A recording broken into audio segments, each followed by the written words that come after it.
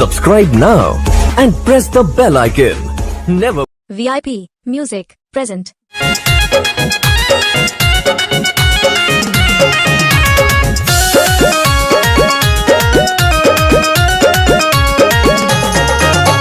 सर पर न हेलमेट है, पाँव में जूता, पी के निकल गया रोड पर छोटा। क्या है जी, ये तुम्हारा बाप का राज है? सर पर न हेलमेट है, पाँव में जूता, पी के निकल गया रोड पर छोटा।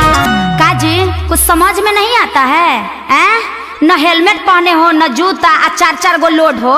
आज तो तेरा चालान कटेगा बेटा, समझे? मैडम चुप रहिए, सब कुछ करिए, चालान काट लीजिए, लेकिन बेटा मत कहिए। अरे तुम ऐसे क्यों बोल रहे हो?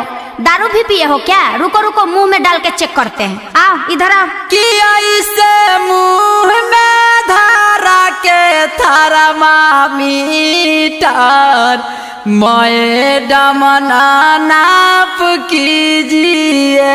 नहीं नहीं, माफ नहीं होगा। कुछ ले के मैडम जी। क्या? अरे मैटर को साफ कीजिए। अच्छा अच्छा, कुछ ले के मैडम जी। अरे बोलो ना। अरे मैटर को साफ कीजिए।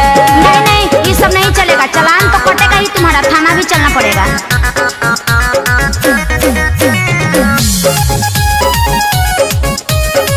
Music by Tinku Tufan.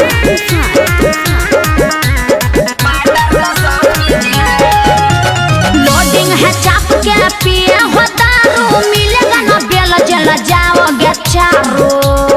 समझे? बच नहीं सकते हो।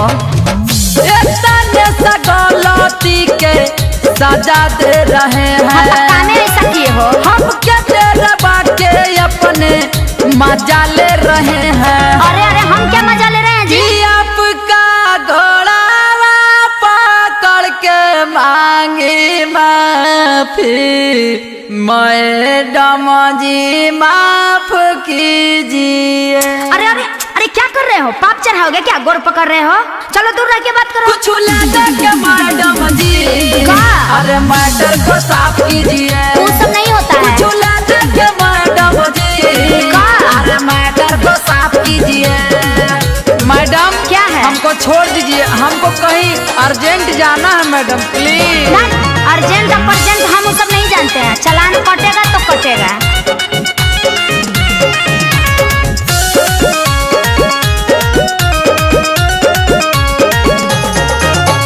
कुछो न मैटर आगे बढ़ेगा, रमन बिहारी फाइन भरना पड़ेगा। मैडम इसको ले जाइए, हमको क्यों? छोड़ दीजिए। अच्छा। अब की बार छोड़ दीजिए, गलती ना करेंगे। ऐसे कैसे होगा? गाड़िया दुपहिया पर चार गो ना चढ़ेंगे। अरे सब यही कहता है। टिंकू बिला डर के जाने दीजिए घर। हम नहीं जानते हैं वो सब। आई से ना गप कीजिए। अच्छा बेटा, तुमको गप नजर आ रहा है? एक तो गलती की हो, अब तो तुम जरूर थाना जाओगे। कुछ ले के मैडम जी। का है? अरे मैटर को साफ कीजिए। वो सब नहीं होता कुछ है। ले के मैडम जी। अरे मैटर को साफ कीजिए।